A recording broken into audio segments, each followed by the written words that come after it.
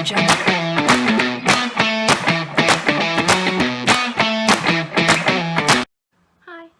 I'm Schane and I'm from Witbank in South Africa. I was a pair in America from 2016 to 2018. With my extending period, I did not stay with the same family but stayed in the same state. Go Philadelphia. I got home in December of 2018. I stayed for a month sorting my stuff out, and then I went to go pair for 2019 in the Netherlands. Highlights and lowlights. This is where culture shock comes in. I remember my first 3 months being in America. I just wanted to come home. I was homesick, I was crying the whole time, but I kept telling myself that I could do it. And today I'm really proud of myself that I did stick it through. My first year did not go as planned as I wanted to go. I wasn't part of the family. I was only working and sleeping, and that's all. Luckily, I did make it through my first year. No, I did not go into rematch. I made a really good friend that helped me through everything. We would go for Starbucks, or we would just go shopping or walk around, and she ended up helping me find a new host family for my second year. I extended for 12 months with another family 10 minutes from where I was. I wanted to stay in the same state because go Philly. And I really adored my second family. Although I had 4 teenagers, my working hours were very crazy. I worked at nights, especially with ice hockey and sports. I had a lot of chores, and I had 2 dogs to look after. But me giving my side, my host family appreciated it a lot. They shared their culture with me, especially Canadian also, because my host dad was Canadian. They used to take me to ice hockey events. They were really great, and I feel like if you bring your side, that's where they appreciate you a lot too. As a low light for that year, I have to say it was working really late at nights or working at the beach, because I had to go with the girls to like dinner or go with them to the boardwalk, because even though they were old, they were not that old yet. In the Netherlands, my low light was living in the middle of nowhere where the public transport was really not good. I would always have to come home early before everyone else because the trains and the buses would stop to my side. But my highlight was I was living on the water right next to the yacht club. My host family used to sail, so I sailed with them.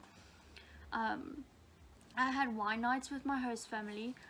My host mom and my host dad really appreciated me. I have to say my job was also easier there because I only had one boy that was 12, but I did a lot of driving because his school was 30 minutes away. But all around, all through my years was a really highlight. I enjoyed all the traveling in America. I went to Tennessee, which was on my top bucket list, and in the Netherlands I went to Ireland, which was my number 1 bucket list. Now I don't know what to put in my number 1 bucket list.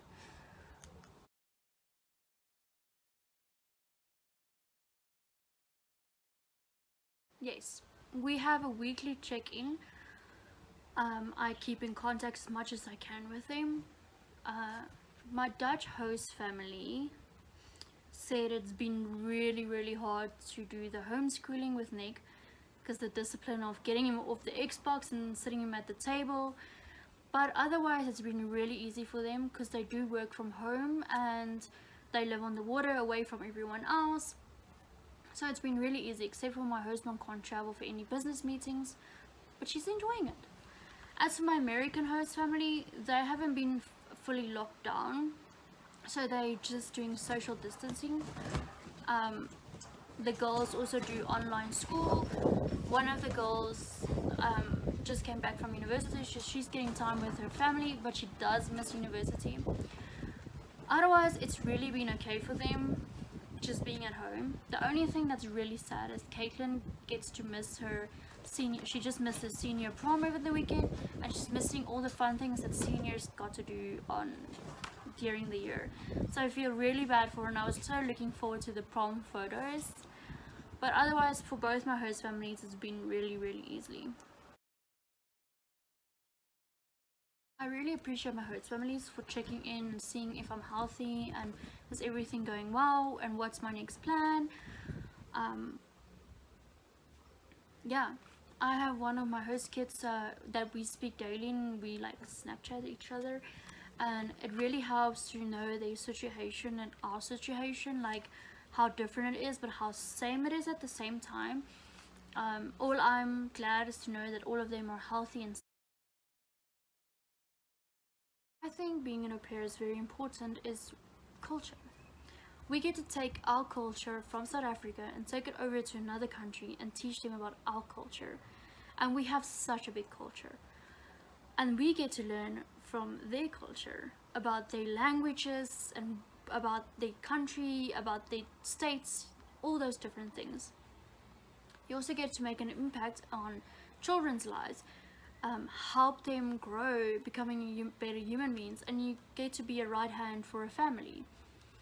The one thing I have to say is that we see so many things on Facebook and media and newspapers and radio stations that is in a box. But as soon as you get there, you get educated way more and you understand things way more than what you would understand it being in another country. My love for cooking has broadened since I've been an au pair. I learned all about the American cuisines and I learned all about the Dutch cuisines, and now I love being in the kitchen and cooking it. And I even cook more than what I used to cook. But also being an au pair has made me very confident and showed me things that I never thought I would learn, like languages and people skills. I found myself. I've made a big family, not only host families, but I also made very good friends. I have Argentina friends, friends in Australia, friends in Germany, friends that got married in America, and I all see them as a family. The other thing that being an au pair also made me very aware is I don't think in a little box anymore. I think outside of the box. I think about cultures. I think about the environment. I think about the languages.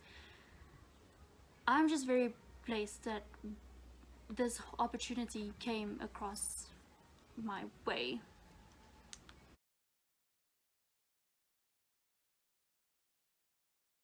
I understand that lockdown can be really hard right now. I see me living inside my house the whole time and we can't leave the house unless it's essential shopping.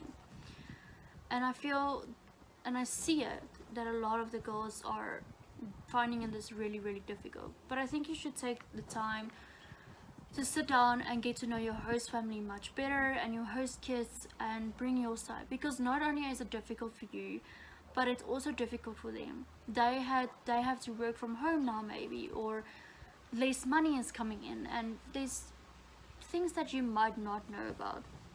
Be open with communication. Communication is the most important thing. I feel like if you are thinking that you're working way too much even though they're at home and it's lockdown, sit down and talk to them, explain to them situation, tell them you do need a break because now that you can't leave the house, take a little blanket, go sit outside under the tree, or just take time for yourself. I know it's really difficult right now, but I know you can also do it.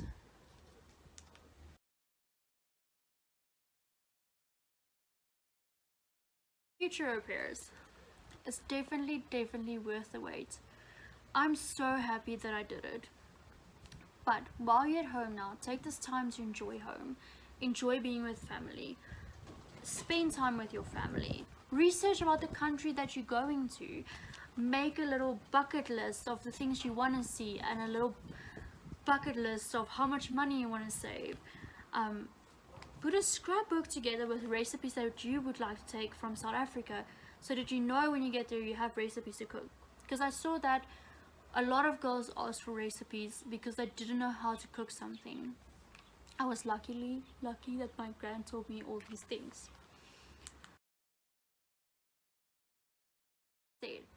The wait is definitely worth it.